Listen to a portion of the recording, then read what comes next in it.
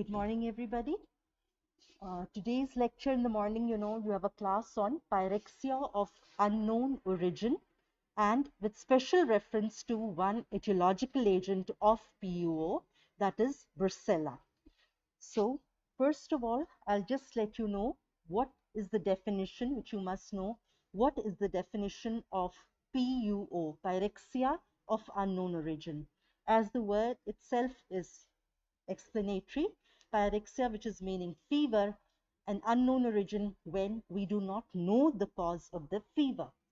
Now, the exact definition is, when do we say that the patient has fever? That is, whenever the body temperature is greater than 38.3 degrees centigrade or greater or equal to 101 degree Fahrenheit, and the duration of this should at least be of 3 weeks.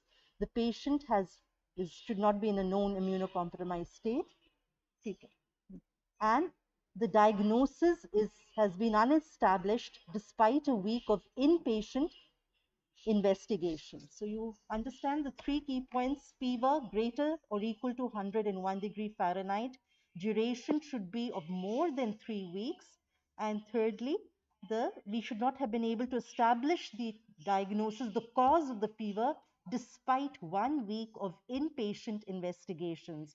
And when you have a patient of fever, what are the investigations you would generally order for? A thorough history taking.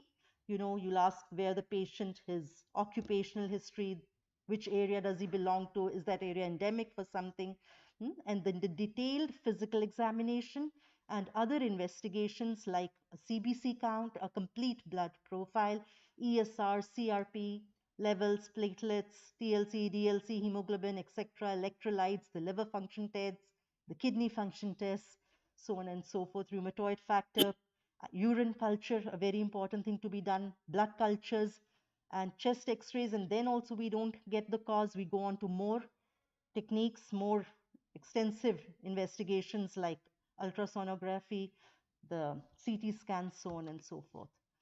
Now you also have the newly proposed classification of PUO, that is, depending in response to the evolving environments, cases are now divided into whether it is a classical case, the definition of which I told you.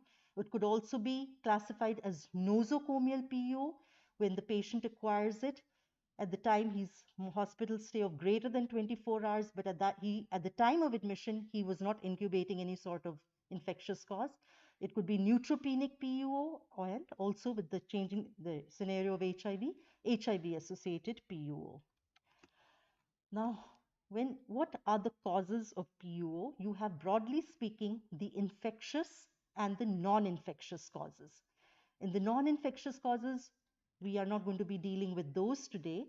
In the non-infectious, it's mainly whenever you rule out any infectious etiology, one can think of things like maybe a patient has some sort of cancer or connective tissue disorder or some granulomatous disease, because we know that the temperature regulating center, that is the hypothalamus, when pyrogens are released, the regulation of body temperature gets disturbed, and these necrotic cells, the cancerous cells which are dying, are releasing pyrogens, so on and so forth, and the interleukins. Now we as microbiologists are interested to know would be as to what are the infectious causes of PUO. Now, under the infectious causes, it could be bacterial, viral, fungal, and parasitic. Today, as you can see, we are going to be talking about a bacterial etiological agent of PUO, that is brucellosis.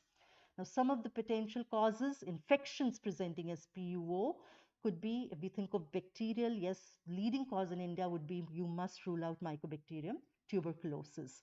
Then, yes, we have features like, you have the organisms like brucellosis, then typhoid enteric fever, leptospirosis, rickettsial infections, mycoplasma infections, Coxiella burnetii, Rocky Mountain spotted fever, relapsing fever, rat bite fever, so on, this whole list, psittacosis. Amongst the parasitic, protozoal and parasitic, you must think of malaria, especially in a country like India, which we are endemic for. Then we have the leishmaniasis, filariasis, so on. And then the other list, as I've enumerated, anaplasmosis, which is not so common in India. So you will also have to understand the geographical locale to which your patient belongs. Then the fungal causes like Cryptococcus, Histoplasma, Blastomycosis, so on and so forth. Now, you can understand that infections bacterial when we have to find out where is the site, the source of infection. It may be, for example, an abscess in some organ.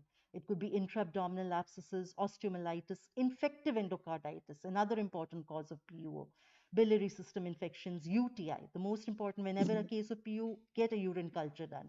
Tuberculosis, extrapulmonarily, miscellaneous infections like brucellosis, Q fever, etc. Now, viruses can also cause prolonged fever, especially in children.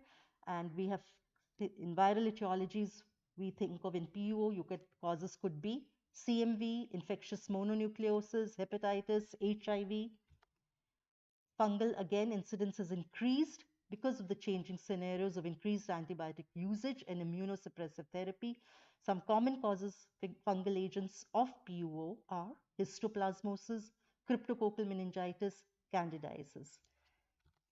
Same in parasitic, as I told you initially. Yes, you can have feature of extraintestinal amoebiasis, malaria, leishmania, toxoplasmosis, trypanosomiasis. So these I have till now covered what the definition of PUO, the causes of PUO broadly, the infective and the non-infective causes. We are not going to deal with the non-infective. We've enumerated the list of the infective causes of PUO, which you have to divide as bacterial, fungal, viral, and protozoal and the parasitic causes of PUO. Now, we now start with today, I'll be talking about one important agent of PUO, that is brucellosis, caused by Brusella. Now, brucellosis in our country is extremely important because this is a zoonotic infection. We acquire it from animals, mainly cows, sheep, goats, pigs, etc. And we know that our country is, because we have a lot of other zoonotic infections also, because animal husbandry and all are important occupations in our country. A lot of our economy depends upon that. Now, Brucella is it is caused by, initially the first agent to be isolated was Brucellosis melitensis. Why was it called Brusella melitensis? After the name of the scientist who first isolated it, that is Dr. David Bruce. He was a Britisher in the army, a British army doctor, and it was isolated first from why was it called melitensis? Because it was isolated from Malta. Malta, you know, is a archipelago. It's a group of islands, and the Romans would call Malta as melitensis. Hence, the name Brusella melitensis. And this disease was initially confined to the Mediterranean region. Now, this is also known different names: Banks disease, Gibraltar fever, Malta fever, Mediterranean fever, undulant fever. You know, you have different types of fevers, like you have continuous, intermittent, remittent. In Brucella, the fever characteristically is an undulant type. That is, it rises and falls, rises and falls. It doesn't have a continuous pattern. Hence, it is also brucellosis is also a different name. Another name for it is undulant fever. Now, it is a highly contagious, it is a zoonotic infection. How do you acquire it? It can be acquired by ingestion, inhalation, inoculation, and so mainly from animals, ingestion of their animal milk and milk products and animal products. So, and the main cause is ingestion of unpasteurized milk and milk products. So from this, you could understand that Brucella as such, it survives in raw milk. It survives in all the milk products like yogurt, butter, cheese, ice creams, even refrigerated milk.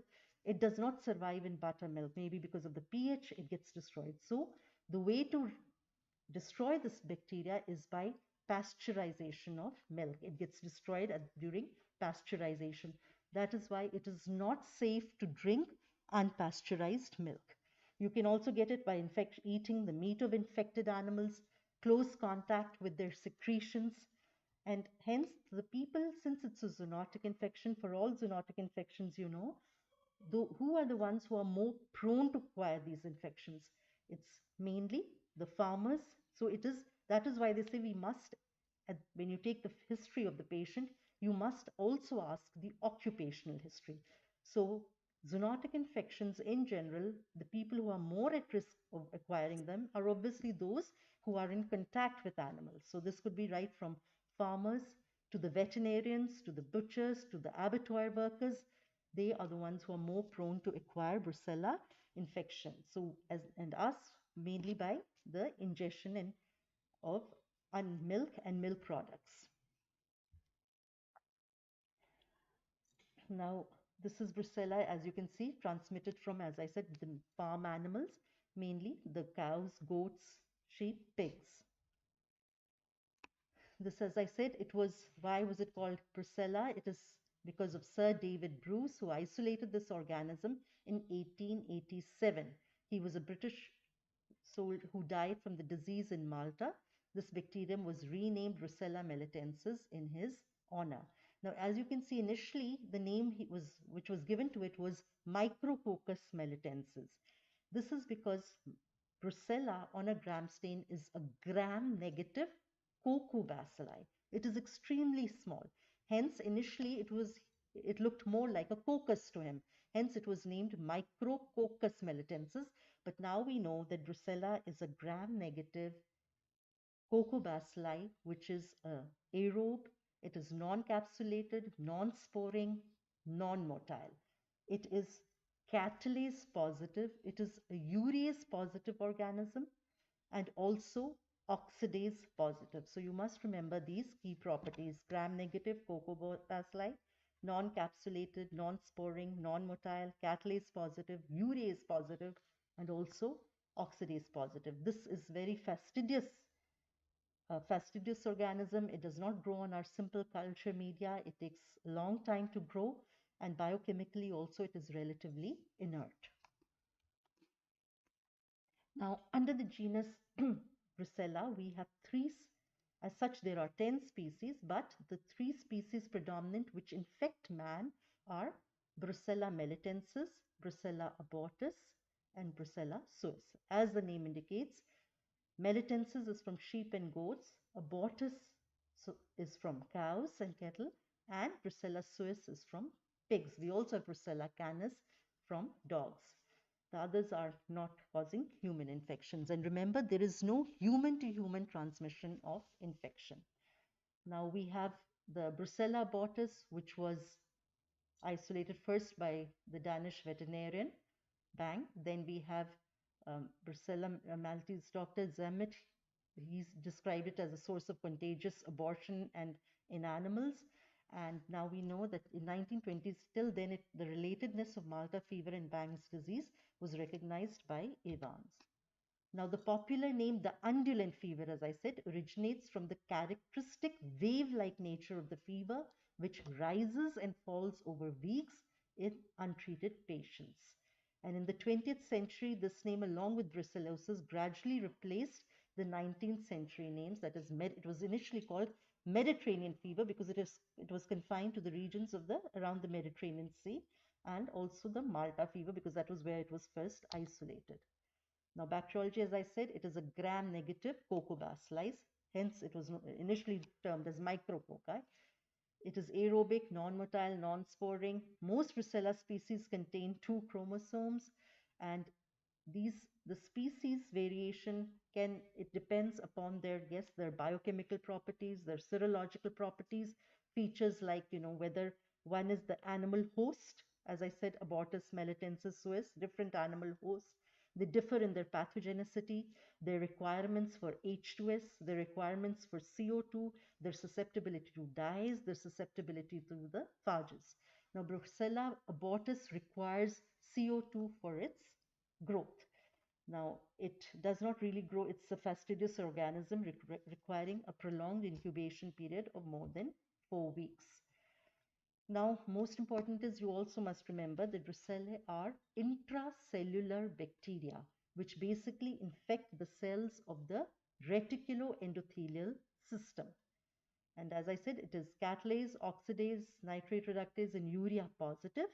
Now, 6 species are recognized. Now, there are more than, in fact, 10 species now. The most important infecting man are Brusella Bortis, Melitensis, and Suis. And now we also have Canis, Ovis, Neotome.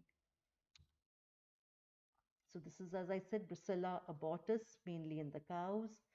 And we have Melitensis in sheep, Suis in pigs, Canis in dogs. Now, how do we identify and speciate Brucellae? Now, this is by, as I said, the repeat gram-negative Phocobacilli, urease, depending on, we divide it into species, as I said, the 3 species, depending upon the requirement for H2S, sensitivity to dyes, and also by the serological properties, that is, their agglutination with specific antisera. Now, Brucella, the somatic O antigen, is of 2 types, A and M, and the species contain it in varying amounts. For example, Brusella melitensis contains basically M antigen, so it agglutinates with antisera, M antisera. Similarly, abortus mainly A, and Suis contains a mixture of both A and M. So you have to do it both serologically as well as all these biochemical tests. Now, regarding the antigenic determinants, first I said yes, it has the somatic O antigen, which has 2 types, A and B. Then, as I said, A antigen predominates in abortus, and Suis M is the major antigen in melitensis. Then, since it's gram-negative bacillus, so you know it has a lipopolysaccharide, which shows endotoxin activity, and the most important in it being the O polysaccharide. The A, M, and C epitopes of the polysaccharide can also vary according to the species. Then you have a numerous, the outer membrane, the inner membrane, cytoplasmic, and the periplasmic proteins. Now, this is, as I said, the classification into biovars of species of Brucella pathogenic to humans. The main 3, as I said, Brucella melitensis, abortus, and Suis. And then they have different biovars. This is, as I said, the main properties on which we divide them is on the basis of their CO2 requirement, as initially said. Brusella abortus is one which requires CO2. So if we have to grow Brusella abortus, we must incubate the media in a CO2 incubator or a candle jar. So depending upon their CO2 requirement, then H2S production, mainly both by abortus and Suis. Then tolerance or susceptibility to dyes, threonine and basic fish-sin. Then lysis by the Tbilisi phage at RTD, that is routine test dose. Brusella abortus is lysed by the Tbilisi phage at routine test dose. Now, what is the name? How did this name Tbilisi? Tbilisi, the name is the capital of Georgia, right? And that is a place, it's a country just, between Eastern Europe and Western Asia. So that's where this phage was developed, and that's where the name comes, the Tbilisi phage. But this is lysis at routine test dose. So as you can see from this table, Brusella abortus is the one which requires CO2. Brusella abortus is the one which it requires CO2 for growth.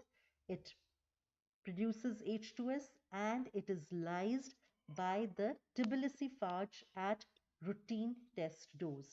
Then, as I said, in addition to these biochemical tests, like that is requirement for CO2, production of H2S, tolerance, susceptibility to dyes, lysis by the Tbilisi phage, then agglutination with the monospecific antisera, and as I use Brusella melitensis is the depending upon which antisera A and M with which it agglutinates. Now, methods of transmission mean, it is a zoonotic infection. So it can be right from direct inoculation, that is people who are in contact with animals and animal products. So it could be direct inoculation through cuts and skin abrasions, from handling animal carcasses, placentas, contact with the animal secretions. And this is specifically so at the time when there is the calving season, when the calves are being born. That's the time when there's a great risk of infection for the veterinarians and all who are handling these animals. You can have direct conjunctival inoculation. Then another method, inhalation. So by ingestion, inhalation, and direct inoculation. Then ingestion of contaminated food such as raw milk, cheese made from unpasteurized milk, eating raw meat. It is also, even in the case of vegetarians, you can acquire it from vegetables and all, which have been, because of the sewage water, they're being, what the water which is being used is the sewage water, which contains contaminated with the urine and fecal matter of these infected animals. Venereal transmission is not conclusive. One of the most frequent laboratory, it is a very frequently acquired laboratory infection. And as you know, nowadays with all the biological warfares going on, it is now classified as category B biological weapon as per CDC. So Brusella also comes in the list of agents of biological warfare. So now you have understood it is a zoonotic infection. It can be transmitted to humans by ingestion, inhalation, direct inoculation. It is a biological warfare weapon, and mainly by ingestion of raw milk and milk products. So pasteurization is the way out to protect from brucellosis. Now it can be an acute or subacute disease following an incubation period. It can vary from 1 week to 6 weeks or even months. And Brusella infection can be classified into 3 categories. It can be an acute infection, it can be a latent infection, or it can be a chronic infection. And it is the chronic infection which basically presents as a case of PUO. That patient is having fever more than 101 degree Fahrenheit for more than 3 weeks duration. So that is a classic case when the patient presents to you as PUO. In the acute phase, as the name indicates, it is now once the organism, it is in the bacteremic phase is there. In the latent, you only have serological evidence that the patient had brucellosis, only serological evidence. And in the chronic phase, it's generally non-bacteremic, but again the serological evidence is there and symptoms are there of the fever episodes reappear again, and the general features of fatigue and malaise and pain in the joints, so on and so forth. Now, in most patients for whom the time of exposure can be identified, incubation period is generally 2 to 6 weeks. And as we know, for all agents, incubation period can depend upon virulence of the infecting strain, size of the inoculum. So it depends upon the agent, host, and environment. Agent means how virulent is this organism, what is the size of the inoculum that you have inhaled or ingested or inoculated, what is the route of infection, what is the host immune status. Now, what is the pathogenesis? How does it enter? It is an intracellular organism. Inside the host cell, it is intracellular. After the organism enters the body, whether it is by ingestion, inhalation, or contact, the bacteria, it spreads via the lymphatics into the lymph nodes where it resides during the incubation period. And then after that, affecting the reticuloendothelial, all the lymph nodes and all, it spills into the blood, and after that it can get seeded anywhere in any viscera of the body. Now it has a febrile illness, and a very important part of it is that it also affects the osseous, the skeletal system, the articular system, and even the neurological system. So patients come with presentations of PUO, a febrile illness. One thinks of typhoid also. All other the agents of PUO can present with, it has a predilection, as I said, for the articular system. So the patient can present with acute monoarthritis. You must have a history of, the patient may have a history of travel to an endemic area. You must ask the occupational history, that is contact with any, animals, and consumption of unpasteurized milk. Now, symptoms are associated with continuous illness and vague symptoms, like whenever you have prolonged fever, patient will complain of loss of appetite, loss of weight, severe malaise, joint pains, insomnia, irritability, joint pain with swelling. And after acute attack, the patient may progress into chronic brucellosis. Now, these are some of the common clinical findings in patients with brucellosis. So as you can see, ranging from the commonest, obviously it's fever is the commonest presentation, followed by things like arthralgia, night sweats, conjunctival symptoms, hepatosplenomegaly, since it affects the RE system, splenomegaly. These are the common signs. Now, these are just some case reports just to show how different any part of the body viscera can be involved. Here you have a case of pneumonia due to Brusella melitensis in a patient who presented with cough, sputum hemoptysis, and fever. You can have a case of vertebral fracture due to brucellosis, a case of spondylodiscitis with spinal epidural abscess due to brucella, a case of infective colitis as a cause, brucella as a cause of infective colitis. These are just to tell to you to the wide presentation spectrum of infections which brucella can cause. Now, systemic infections mainly, like, as I said, it has a predilection. It can cause osteoarticular disease, especially sacroiliitis. It can cause genitourinary disease. It has this predilection for the nervous system. So you can have neurobrucellosis. Now, complications can include endocarditis, hepatic abscess, so on and so forth, prosthetic joint infections. Now, the most important in which brucella presents as a case of PO is chronic brucellosis.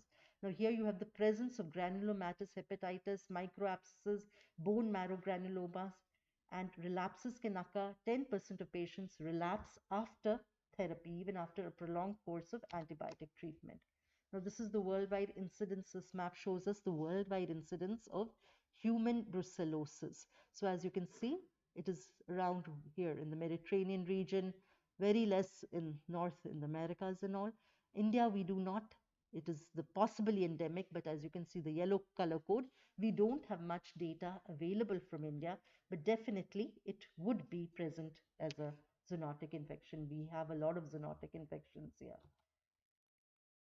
Now, these are just some of the few studies available from India, and different, we have ranges right from 0.8 to 6.8% reports of brucellosis. Bansal et al. In 33.3% cases of PO. So there's not a lot of data available, and that too very, very varied from different parts of India, from right from 0.8% as a cause of PO to 33.3%. Now, how do we, the diagnosis of uh, brucella? For this, when it's a case of PO comes to you, when you have to have a very high index of suspicion to rule out brucellosis. Clinical diagnosis is difficult because, as I said, there is no specific signs and symptoms. A laboratory diagnosis is required. Now, mainly in the acute stage, when the patient is in the bacteremic phase, one method is, yes, culture. Now, in the case of brucella, you must understand that since it's a fastidious organism, requires prolonged culture. The blood sample which we have to collect should be large volume, and we use the Castaneda method. What is, Castaneda method of blood culture? This is basically a biphasic media. Means you have the solid and the liquid media together in the bottle dispensed. That is trypticase, soy broth, and agar together. What is the use of the Castaneda method? Since you have to incubate the sample for around 4 weeks or so, you can just tilt the bottle and so that it gets subcultured onto the blood agar along. So by doing so, you reduce the risk of contamination, both for the media, the organism, as well as to your own self, because you don't need to open the bottle, you just tilt it, and you can keep prolonged incubation for 4 weeks or so. So it reduces the risk of contamination. And as I said, Brucella is been classified as, even it is not a safe organism to work with on the open bench. So you have subcultures on the solid media, and the blood cultures have to be kept at least for 6 weeks before they are discarded as negative. Hence, by this Castaneda method, you can have this prolonged period of incubation without contaminating the media and without causing any risk of infection to the laboratory worker. Now, positivity of blood culture is around 50 to 60%. Brucella melitensis and Suis are isolated more readily. So now the speed of culture diagnosis is improved since we've started using the automated culture systems like Vitek, Bacterialert, and then the Maldutov. So we have techniques like the lysis centrifugation method, obviously, because I said this is an intracellular organism. So if you can cause lysis of the cells and then centrifuge it, it increases the sensitivity of the and reduces the culture time. Now, a better sample than blood obviously is bone marrow, which provides a higher sensitivity, a faster culture times, and is definitely superior. But then we have to see the practicality, whether it is advisable to take a bone marrow sample. Now, these are strictly aerobic organisms. Bortis requires CO2. Colonies take few days to develop. They are small, smooth, translucent colonies. Now, in addition, so culture has just 50 to 60% sensitivity. In the chronic stage, you might not even be able to get anything. So we have to rely on serology. Now, in this, the antibodies appear 7 to 10 days, and in the acute stage, agglutinating antibodies have a high titer. Now, when the disease becomes chronic, then the IgM antibodies decrease, and the agglutination titer may fall or even nil when the patient is ill, but then the IgG antibodies present during infection, and they can basically be identified by the complement fixation test. So the main serological tests which we do for the diagnosis besides blood culture, which is the gold standard, but because of the reduced sensitivity, the serological test that is used for the diagnosis of Brusella is SAT, serum agglutination test. So the principle of the test is agglutination, and it is a tube agglutination test. In this, we are looking that is if the patient is infected, he would have antibodies to Brusella. So we take a standard strain of Brusella abortus antigen. Now this antigen, it is a killed suspension, the antigen, and we then take the patient's serially diluted patient's sera. We add the antigen. If the patient is infected, antigen antibody reaction will take place in the form of agglutination. Now, since we take serial titers, we start like 1 is to 80, 160, 320. Any titer of more than 1 is to 160 is considered as positive. And after the acute phase, the antibody titers, yes, the IgG. Now, this test detects both IgG and IgM. After the acute phase, the IgM antibodies will decline, the IgG will persist. Now, we also do this test by the 2-mercaptoethanol test to know whether the antibodies in the patient's sera are IgG or IgM. 2-mercaptoethanol destroys the IgM antibodies. So when you treat the serum first with 2-mercaptoethanol, whatever antibody titer you get is basically indicative of the IgG antibodies, and you can come to know whether the patient now has, from the acute phase, is going into the chronic phase. So treatment of the sera with 2-mercaptoethanol will enable you to know the titer of the IgG antibodies. Now, the disadvantages of the SAT is most important is you can have false positives. This is because Brusella shows cross reactivity with many bacteria, mainly patients like who've been received cholera vaccination. So it has cross reactivity with Vibrio cholerae, with Yersinia pestis, with Francilla tularemia. It has with certain serotypes of Salmonella. So you have to think of there could be a possibility of false positives. Pseudomonas maltophilia, these are some of the bacteria with which it shows E. coli 0157. So these organisms show cross-reactivity with Brusella, and you can have a false positive.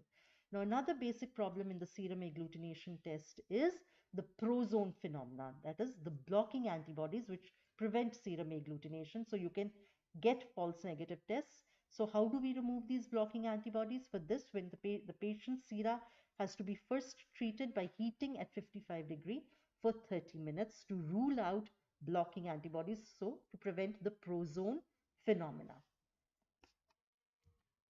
Then we have the complement fixation test, which detects mainly IgM and also both IgG and IgM antibodies. This test is useful again for the chronic cases, but since it is very tedious and burdensome, so we basically, the serological test we rely on is the standard agglutination test and ELISAs, which are both commercially available, both IgG and IgM. Then we have the PCR, which is a research tool. We have also the Brusella skin test, which is now no longer used. Now, obviously, since it's a zoonotic infection, one would want to know, is it infected or a non-infected animal? So some of the tests which are done is, one is the Rose Bengal card test, the milk ring test. Now, what is the milk ring test? Now, in the milk ring test, the milk, whole milk is taken, that is, which contains the fat component. And in this, we have to see whether the organism is infected. Means if the organism is infected with Brusella, the milk of the animal will contain antibodies. So again, we add antigen, Brusella antigen, And Brucella antigen, this is then, it is attached to a dye so that it's a colored antigen. When we add it, if the animal is infected, the antibodies are present, antigen-antibody reaction will take place, and the ring, a blue colored ring, if we take like hematoxylin dye tagged to the antigen, a blue ring, the antigen on antibody complex will form, which will then rise with the cream, and it will rise and form a ring on the top of the milk. So this is called the milk ring test. If the animal is not infected, there will be no antibodies.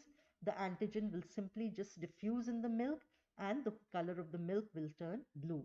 But if the antibodies are present, because of the antigen reaction taking place, the rest of the milk will be clear, but the ring will rise on the top and you'll have a blue colored ring on the top. So this is a test used for the diagnosis of Brucella in animals, the milk ring test. Now, what is the therapy? We know that treatment for all intracellular infections, you require a prolonged antibiotic treatment. And very often we see that you have even after prolonged treatment, you have relapses occurring. Now, one regimen is, yes, 100 milligram doxycycline is given orally twice a day, and then you can see the duration of therapy, 6 weeks plus injection streptomycin once daily for the first 2 to 3 weeks.